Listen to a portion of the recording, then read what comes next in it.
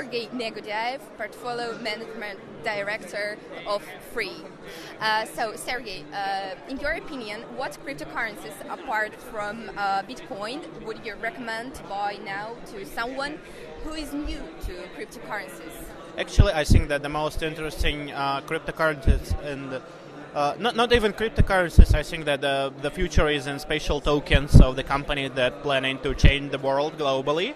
But the main point you need to understand that most of the projects with big vision ideas can fail.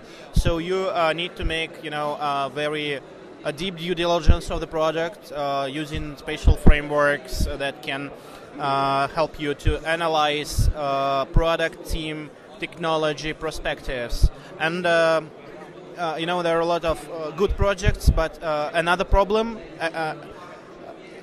is to be in time to invest in it, because most of big good projects are financed very fast. And if you can join the last wagon of the train, it's a good point. So you need to use your mind, common sense, and several frameworks to analyze and choose the best. And how does the boost of Bitcoin influence the other cryptocurrencies? Bitcoin is one of the oldest and the largest in capitalization cryptocurrency. So it's not very stable, and there are a lot of special groups that can make negative or positive effects. So it's very volatile currency. So sometimes it's better to take a small emerging currency with good backers, with plain, transparent politics about this currency, and focus on investing in it.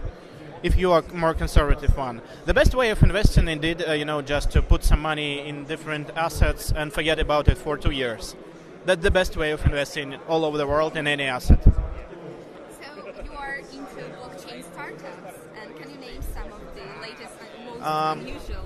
Actually, we're quite negative about blockchain startups, and the reason is that most companies that are trying to set up a blockchain startup think that ICO is an instrument of funding when you can, bring a piece of paper with concept and people will bring a lot of money.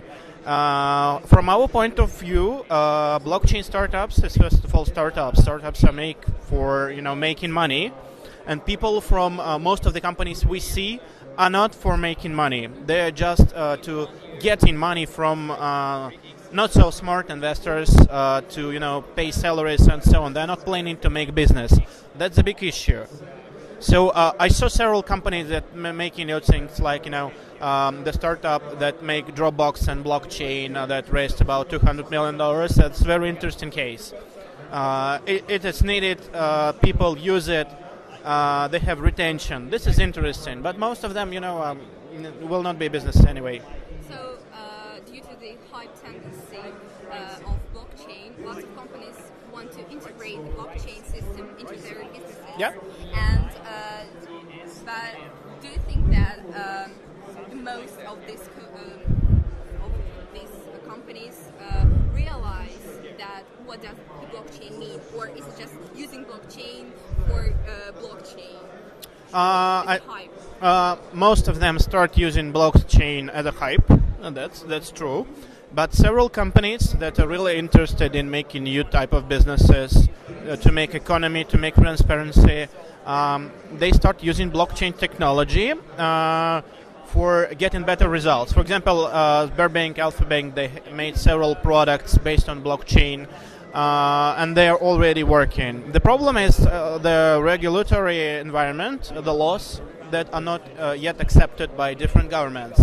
That's the big issue for driving blockchain into IT ecosystem.